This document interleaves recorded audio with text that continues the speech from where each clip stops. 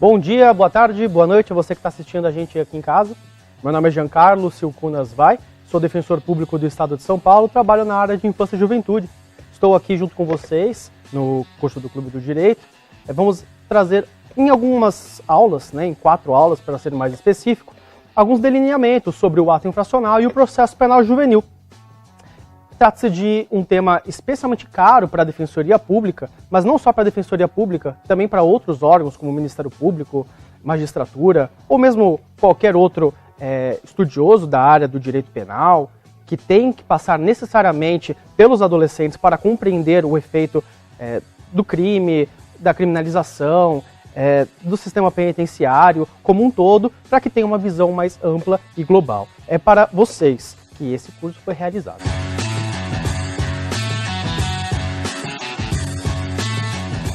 Muito bem. Esse aqui é o sumário do curso que eu trouxe para vocês, para que vocês possam ir acompanhando. A nossa primeira aula, ela trata-se sobre paradigmas legislativos em matéria de infância e juventude.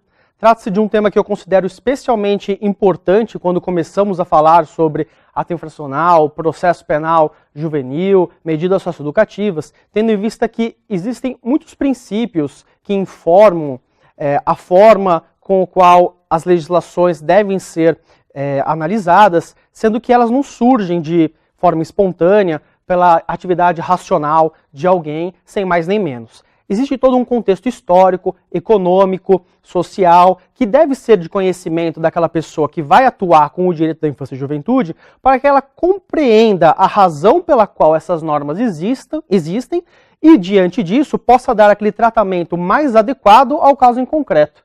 Afinal, o que nós buscamos dentro do sistema de justiça, pelo menos a meu ver, é justamente esse tratamento de equidade, a justiça do caso em concreto.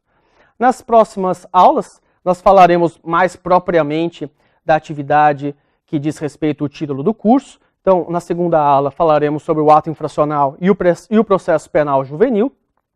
Na terceira, abordaremos um pouco mais sobre o assunto do processo penal juvenil, dando um enfoque maior às medidas socioeducativas.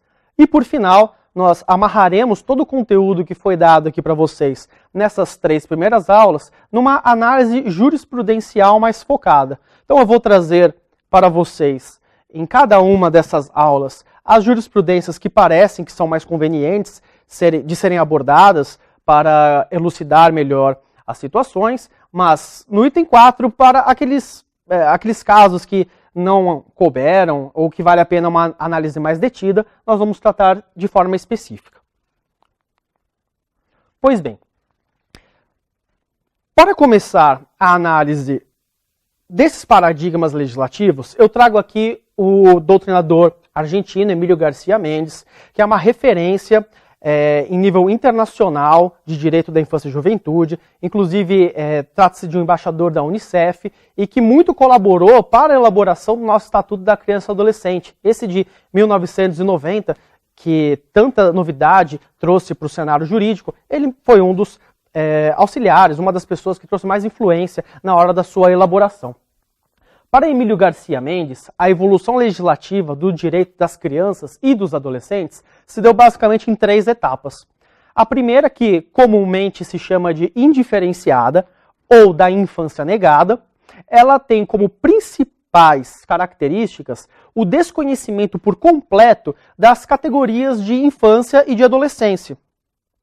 Além disso, a inexistência de legislações próprias para esse público, ou se tinha que a população infanto-juvenil responderia da mesma forma que os adultos, ou então sequer haveria qualquer tipo de consideração, afinal, criança, adolescente não era considerado como um ser por si mesmo, mas sim um objeto pertencente ao outro, ao pátria e família, e por final, um tratamento igual ao de um adulto ou ao de uma coisa. Na verdade, eu já trouxe aqui no item anterior, é só mais um desenrolar. A gente vai ver melhor essas 3 etapas e mais alguns pontos mais adiante. A segunda etapa, que costuma se chamar de etapa tutelar e menorista, ela ela se configura como sendo uma justiça substituta da justiça paterna, né? Então, se até então nós tínhamos um poder quase que irrestrito do pai em relação a seu filho, né, que muitas vezes era tratado como uma coisa, meramente um apêndice desse proprietário, a legislação tutelar ela vem sequestrar o problema familiar e trazer para o seio do Estado uma forma diferenciada de cuidar dessa criança, desse adolescente, que nessa fase receberá o nome de menor, como a gente vai ver a seguir. Essa etapa ela se pautou no binômio carência-delinquência, como nós também veremos melhor a seguir. A questão da carência tem muito a ver com o chamado menor abandonado, aquele que estava destinado à sua própria sorte por questões econômicas, impossibilidade financeira do seu pai, questão de vítima de maus tratos ou até mesmo questão de vítima de abuso sexual ou de trabalho. E a questão da delinquência, por derradeiro, de fato é aquele adolescente, aquela criança que se envolveu em algum ato considerado pela lei penal como sendo uma infração. Essa etapa ficou marcada pelo enfoque correcional que foi dado, ou seja, havia um escopo muito forte nas medidas aplicadas para esses menores que praticariam essas infrações, preocupada em mudar o comportamento deles para adequá-los a uma normativa, conforme nós vamos analisar melhor a seguir. E por derradeiro, falaremos também sobre a etapa que é chamada de garantista, que você tem o reconhecimento da criança e do adolescente como sujeito de direitos, e também falaremos mais para frente a importância dessa locução, que é tanto falado, mas talvez nem tanto explicado, a separação das normativas repressivas em relação às de assistência social, algo que infelizmente ainda se faz hoje pela interpretação de alguns juristas, mas a legislação que nós temos hoje, ela divorcia muito bem essas duas concepções. E, por fim, a criação de um verdadeiro sistema de responsabilização, o que nós temos por chamar aqui de processo penal juvenil. Não se trata do processo penal de adultos, mas também não se trata de uma situação de irresponsabilidade, como algumas pessoas querem fazer aparecer, principalmente perante a mídia, ou em situações mais aos gostos do clamor público, de que ao adolescente nada acontece se ele pratica alguma infração. Muito pelo contrário, existe um sistema de responsabilização todo próprio. Pois bem, primeira etapa que nós vamos falar então é sobre a etapa indiferenciada e sobre, também chamada de infância negada. Quando consideramos a análise dos paradigmas legislativos em matéria de infância e juventude, devemos tomar por marco inicial o surgimento do direito, tal qual conhecemos atualmente, instituído pelo Estado, pautado nos princípios liberais de propriedade, liberdade e igualdade formais, bem como do contexto político-econômico advindo das revoluções dos Estados Unidos e da França, que de fato revolucionaram todo o contexto mundial na passagem do sistema feudal para o capitalista.